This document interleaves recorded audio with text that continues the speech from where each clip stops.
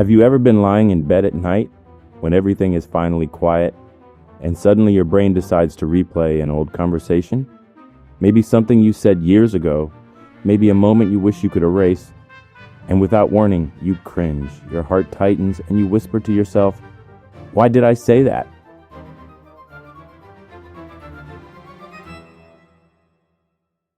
You're not strange, you're not broken, and you're definitely not the only one. In psychology, this habit is called rumination, the tendency to replay events in our mind, especially the ones that made us feel embarrassed or ashamed. Many psychologists say we do this because our brain is trying to protect us.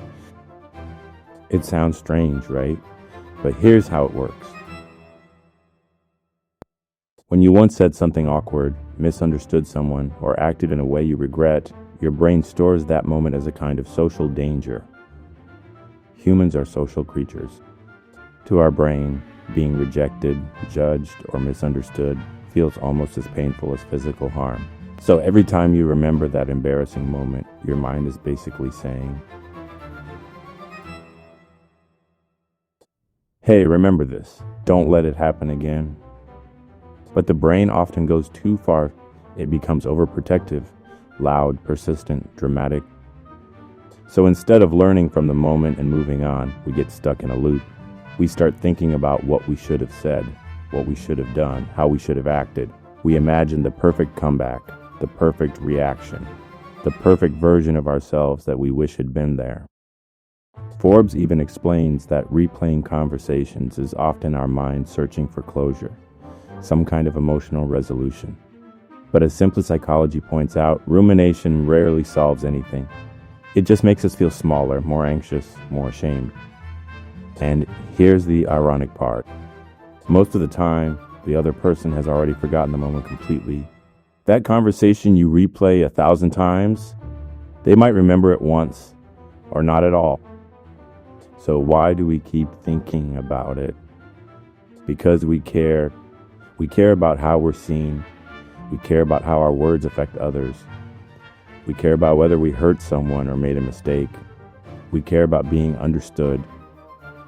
There's something deeply human about that, because replaying an old conversation isn't really about the moment itself.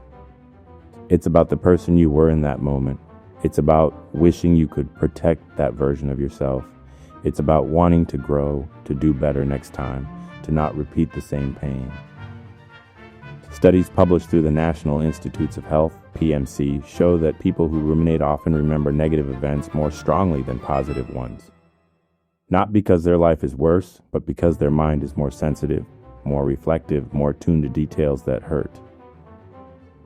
And to be honest, there is something kind, even beautiful, about a mind that notices its own mistakes. It means you have a soft heart. It means you want to learn. It means you want to be better for yourself and for others.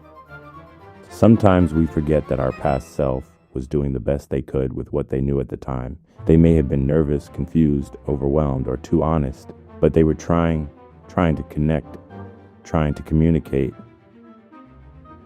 trying to belong. Replaying the past is not a sign that you're weak, it's a sign that you're human.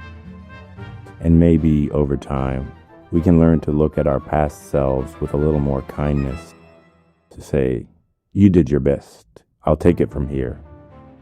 Because the past isn't an enemy, it's just a younger version of you asking to be understood. And when you face those memories with gentleness, the shame slowly fades, the pain softens, and the memory becomes a quiet lesson rather than a loud wound. We all have moments we wish we could rewrite, moments that echo in the middle of the night. But those moments don't define you. They shape you, they soften you, they teach you. And most importantly, they prove that you are growing.